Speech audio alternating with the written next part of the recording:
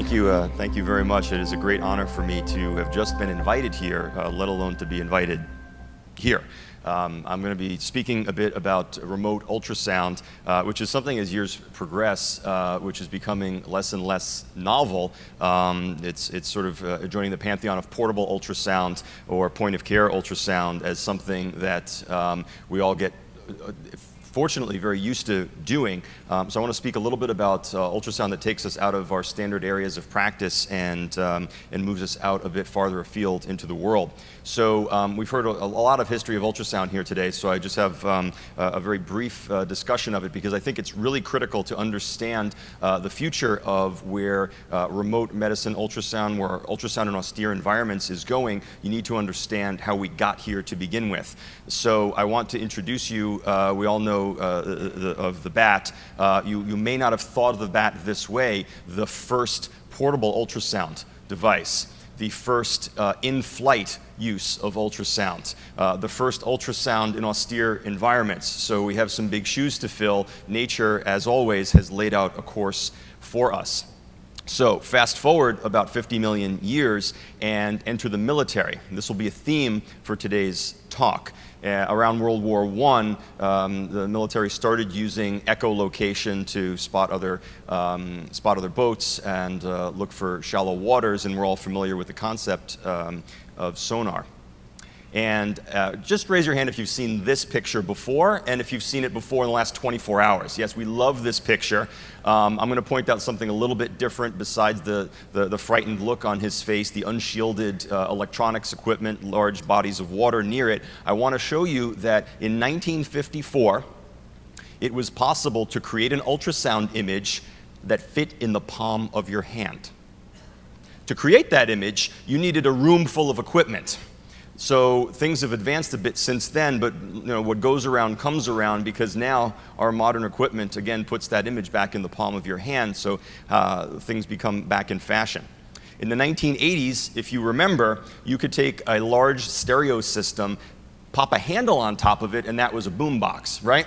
So you could take a ultrasound machine that was the size of a dormitory refrigerator, stick a handle on top of it, and that was the first portable ultrasound machine. So companies like Icahn were designing the first ultrasound machine, which technically could be lifted if you were into CrossFit, but CrossFit wasn't around back then. This is sort of a large electronic kettlebell.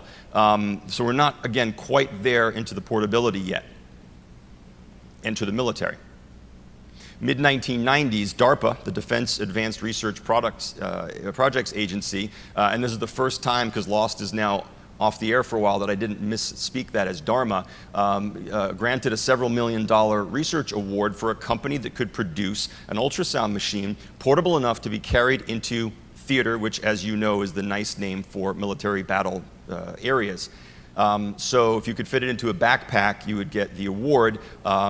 Sight, spelled at that time S-I-G-H-T, won the award, and by 1996-ish, they had a civilian version of this technology available. Handle on top, could fit into a backpack, capable of being deployed in the military, and by the mid-2000s, there were over 750 of these devices in use throughout the United States and abroad by US Armed Forces. Now to today. Many different manufacturers, Sinai, General Electric, Philips, et cetera, have devices which have come to the point where they're back in the palm of your hand, and that ultrasound image is now hand carryable, and we have a new breed of technology, and we know about this. You've heard other lectures about the history of this, but I just want to reiterate the concept that the technology being portable, the technology not having a set location in a traditional area within a hospital setting, and the technology being accessible to a wide variety of people has changed the game at many different levels, not the least of which is making remote medical applications possible. So the further we get towards this tricorder, again, we not only have devices that fit in our hands, but what are the downstream effects of that? Having a device that fits in your hand means that you become, whatever specialty you're in, an imager. You understand the concept that you can see inside the body, and you come to expect that you can see inside the body. You come to expect that the same diagnostic delivery of care that you can do in your own practice, in your own ICU, in your own family medicine, in your own OB outpatient, in your own emergency department environment is imminently transferable to wherever you go. The technology becomes a part of you, and I don't know if that's even more future, but we won't go there, but the technology becomes a part of you such that you don't remember how you lived without it, and therefore you bring it with you wherever you go. One of the first things that many of you did, because I've talked to many of you since I've been here, is you check to see where the Wi-Fi was. You wouldn't have done that 10 years ago, but you expect since you have Wi-Fi at home, you should have Wi-Fi here. You also expect that your phone should be with you in your pocket, and you expect that you should be able to take pictures with that phone as well. Again, expectations you wouldn't have had 10, 20 years ago. Similarly, the expectation is going to be that this imaging technology is with you no matter where you go. Whether you're in the military, whether you are on an expedition or wilderness medicine support for medical support, disaster relief missions involved in rural healthcare in under-resourced environments or in EMS. So all of these now have the capacity, because of this sea change in medical care delivery that has come about through portable ultrasound, to have imaging at the ready. So some of the first studies, looking briefly at the literature on this, some of the first studies were feasibility studies, and this is sort of along the lines of a long extension cord. So radiology can do this kind of a study because they have some literature on it, and then some of our colleagues in emergency medicine or intensive care maybe published a study demonstrating, well, we can do it as well. And then other colleagues said, well, the stuff that we can do in the emergency department, we can also do in the field. So they can do it, so can we, they can do it, so can we. And these early case series were demonstrations of that. And largely it was, can we do the same kind of stuff that we do in the hospital, out of hospital? And occasionally, though, there were actually radical changes in what was possible because of the nature of how different out there is from in here. So in a helicopter, for example, it's feasible that you could use an electronic device. We would have expected that that would be possible before we flew, although there was concerns about it interfering with the avionics equipment. After you get over that hurdle, how do you use it differently? Well, you're certainly not using a stethoscope in a helicopter.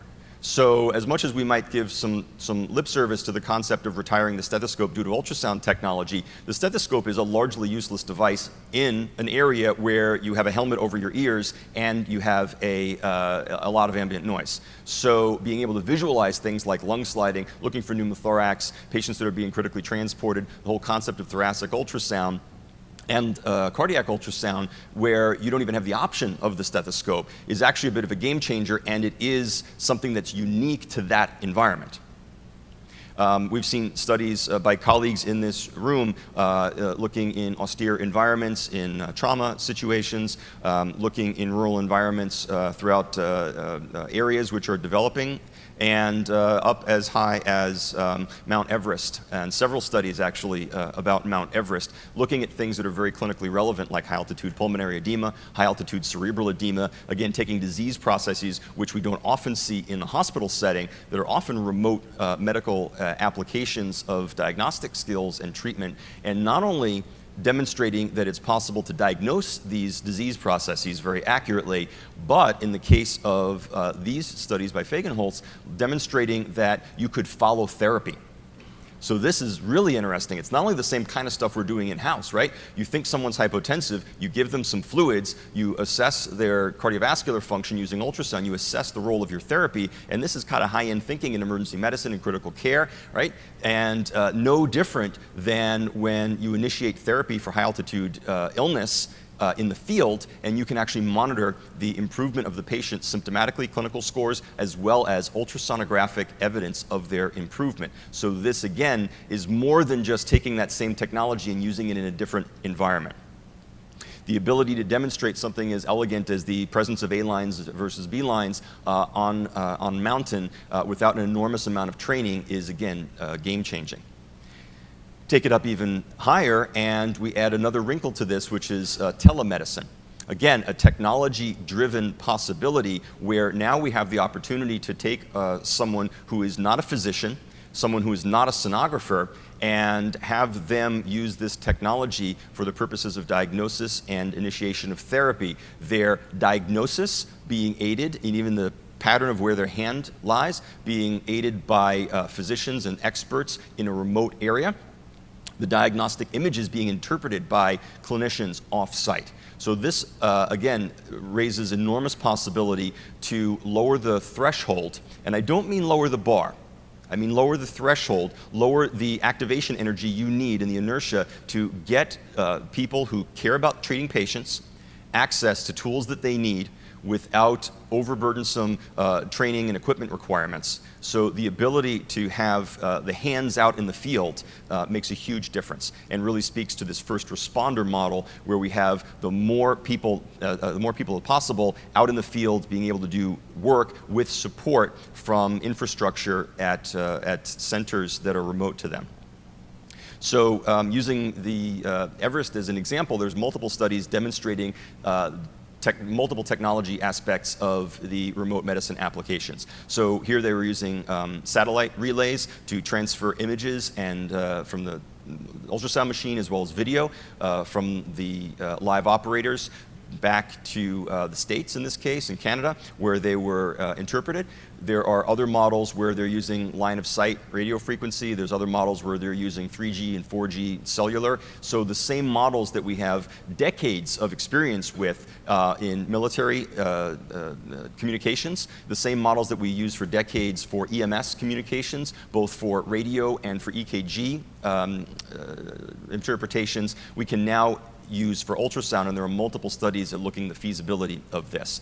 And just like, to hint at what I'll be speaking about in a moment, just like maybe 30 years ago or so, you speak to folks who worked in EMS, and it was insanity that EKGs would be performed in the field by people who couldn't possibly have training to perform an EKG. EKGs could be interpreted in the field in any capacity by EMS. This was insanity in the United States, at least, where there's not physicians out in the field, there's not cardiologists out in the field. And yet this is very commonplace now, and we have lots of data that this improves time to treatment for acute MI. It improves disposition to the appropriate hospital settings. So too have many studies come out demonstrating the feasibility of transmitting ultrasound images from EMS rigs, from military vehicles, using multiple different modalities to move images from the scanners, from the operators, to the interpreters. And in case the satellites weren't high up enough for you, numerous studies coming out in the early 2000s, around 2004, 2005, looking at the ATOM study, Advanced Diagnostic Ultrasound in Microgravity. So the International Space Station had deployed on it an ultrasound machine customized to that environment. And there were feasibility studies demonstrating several different types of ultrasound examinations were not only possible to do on the space station by non-physician, non-sonographer personnel who had some training on the fly, some training in advance, but then on the fly specific application training. And this again changes the game in terms of the upfront energy required to perform these ultrasounds. The interpretation and the guidance could happen from physicians who are on the ground. So this really, again, changes everything. This means that ultrasound does not have to be done by a radiologist. It can be another physician, it could be another clinician, it could be another clinician who is guided by someone who is more expert. The machine doesn't have to be located in any particular environment. It can be in space, which sort of trumps all other arguments. If the machine can be in space, then obviously it can be on the ground or in the back of an ambulance or wherever you want to put it. So this really makes everything else possible because we've gone everywhere.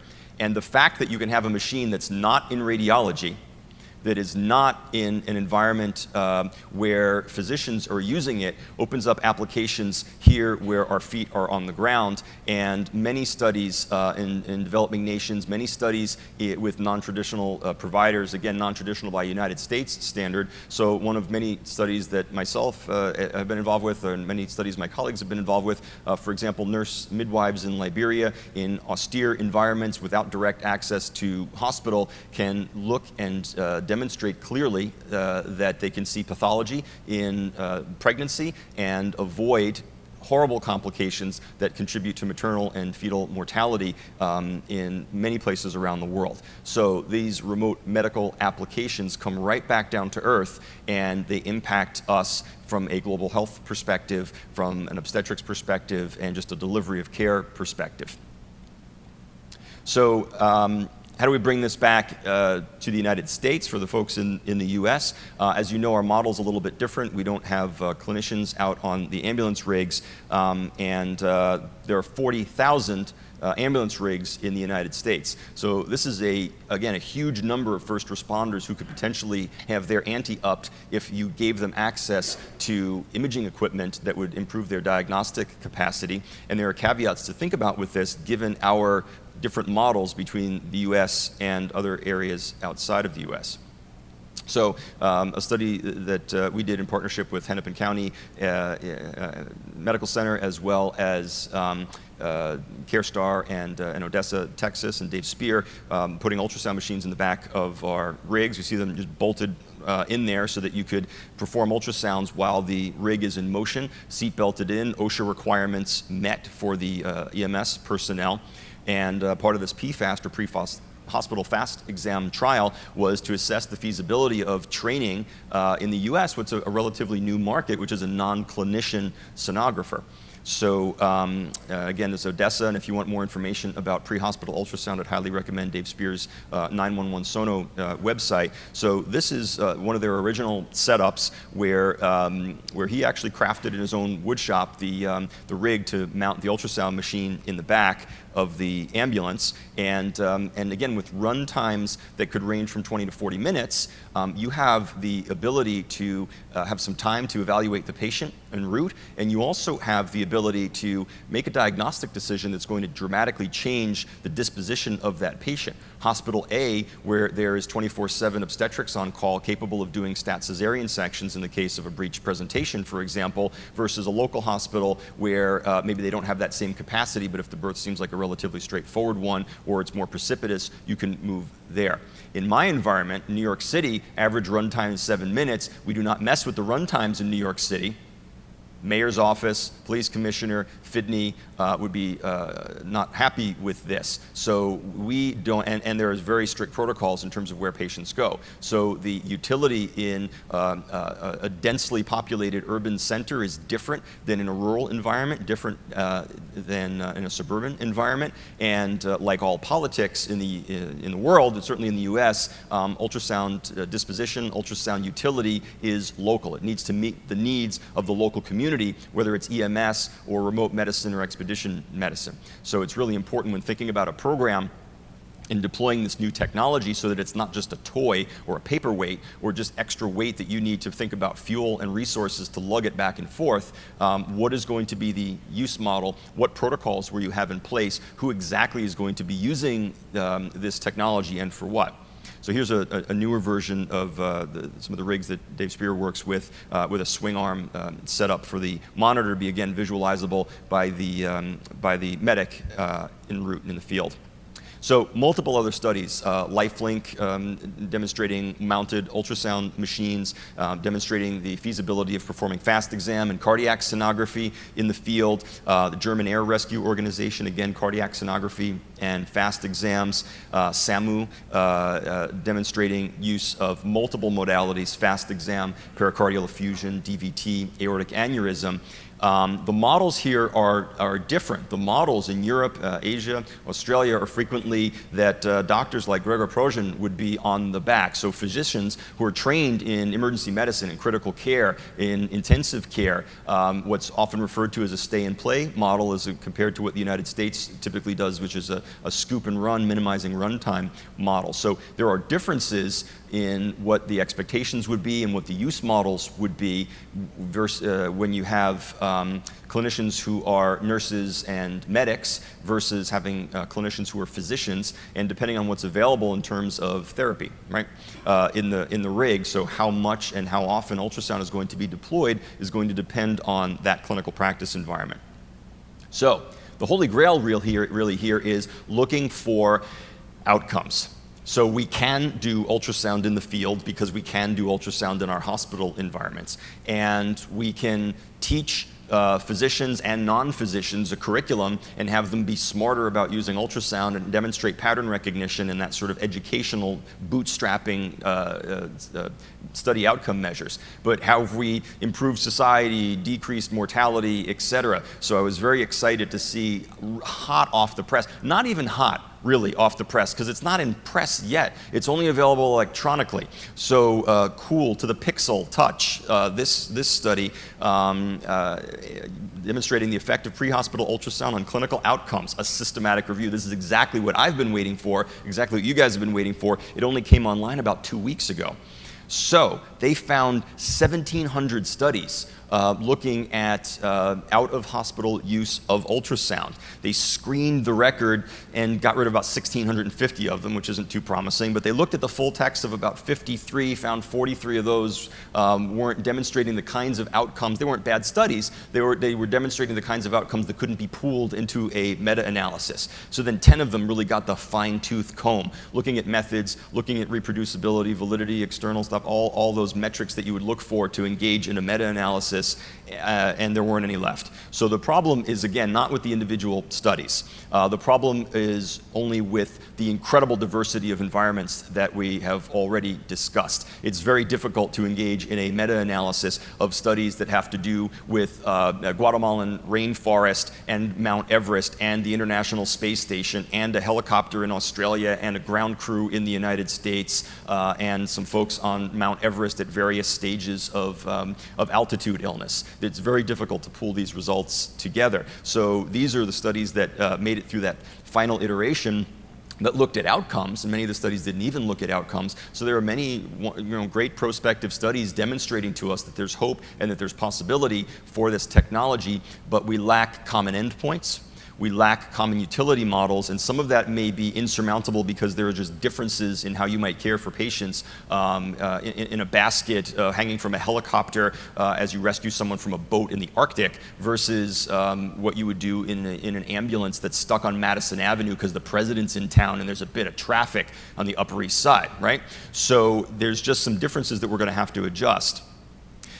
So what else can we look for guidance? Well, American College of Emergency Physicians, in their guidelines in 2008, sort of mentioned this because of this emerging trend towards remote medicine ultrasound, that there's increasing evidence that there's a role and a solid role in out-of-hospital emergency care, that there's use in the international arena, and that there's use in military and tactical operations. And again, the military has been interested in echo in one form or another since World War I. Certainly the DARPA money was money well spent in the 90s, and there was a study in Journal of Trauma and back in 2002, so again a long time ago, looking at military casualties and looking at all sorts of factors that would have impacted survival.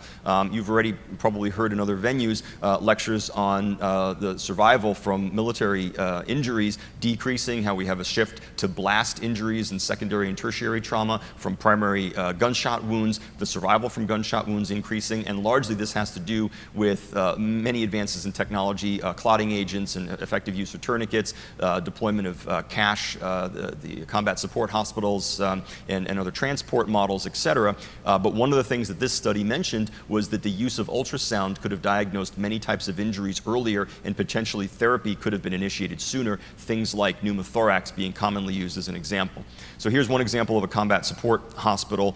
And here's actually a civilian hospital in Iraq in 2004 where military personnel were demonstrating use of ultrasound. What's interesting about this picture is there's a portable ultrasound machine being demonstrated, and not exactly in this picture, but the very next scene would be that portable ultrasound machine was basically resting on the existing non-portable ultrasound machine that no one knew how to use. And I think we've encountered this kind of thing as well in our own environments, where you teach a course and you've got some new ultrasound machine and people are like, oh, that's great, and they're sort of leaning on their existing ultrasound machine, which they can then dust off, and usually it's not that bad once you know how to use the newer machine. The older machine gains some new functionality besides being a $220,000 doorstop. So one of my fellows, Maria O'Rourke, when she was deployed, was also using ultrasound, again, on a daily basis, making management decisions, and it really was an indispensable part of the military triage and decision-making process. And when you look through the literature from World Health Organization, from a remote medicine application, under-resourced environments, when you're setting up a hospital, ultrasound is one of the first imaging modalities that should be employed, certainly before MRI. But if you look at an under-resourced environment, if you have a choice between, for example, an ultrasound machine and a CT scanner, in terms of the initial cost, the upkeep, the cost per study, the consumables, and the electrical, et cetera, there are many factors which actually favor using ultrasound, and that's the same reason why they're listed into the regulations in terms of what is required to set up a cache. These are also deployed with Army Ranger units and other forward military personnel, not again outside of their hospital or even combat support hospital environment, but in their forward deployed divisions. So really being used on the battlefield. So where do we go from here?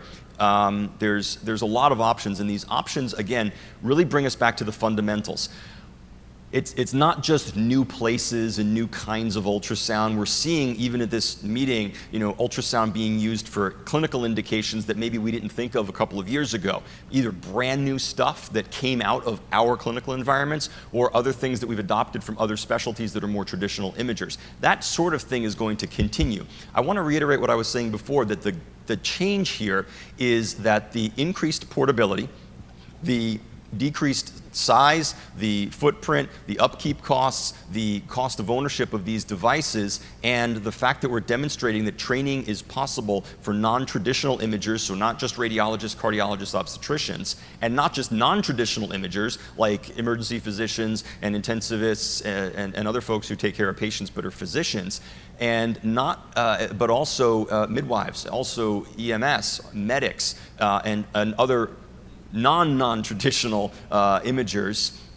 So this really opens up a whole new world and opens us up to the expectation that we're going to be able to carry this everywhere. So I'm actually going to go forwards. This is actually a patent that's publicly available online. You can look through Apple's patents and see some interesting stuff. So just one of many options that, in this case, Sonosite was looking into.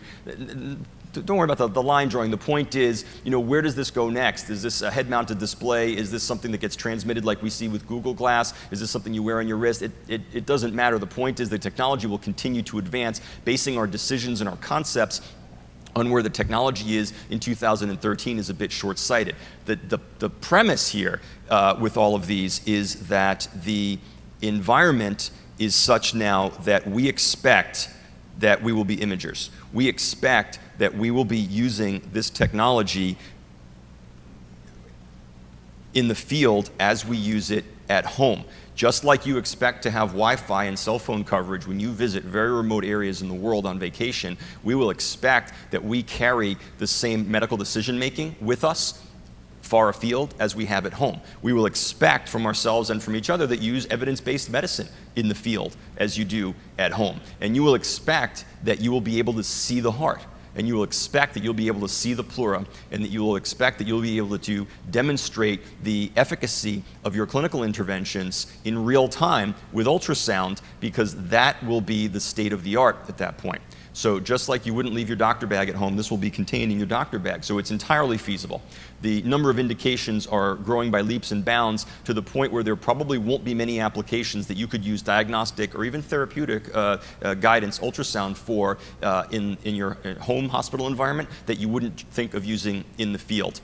Considering especially non-clinician use, and especially at first with new users, a very protocol-driven methodology is important. That's going to streamline the clinical decision-making. It's going to streamline the clinical decision support, and many nurses and EMS are already used to some protocol-driven clinical care algorithms, and it's very helpful in terms of their support, but also in terms of their medical control to have those in place. The technological advances obviously are going to keep going, but they're going to drive the same points home, but just stronger and stronger. Finally, we definitely have a need for those of you involved in global health, for those of you involved in EMS, for those of you involved in telemedicine, teleradiology, technology for outcome-based studies on this? Are we changing patient dispositions? Are we changing the management of patients? And studies certainly have begun to address this, but finding a common parlance of how we can deploy ultrasound in the field and change patient care is going to be very important as we think about resource utilization in the future. So thank you very much. You can reach me through my ultrasound division's website at sinai.em.us. Please contact me with any questions. Thank you.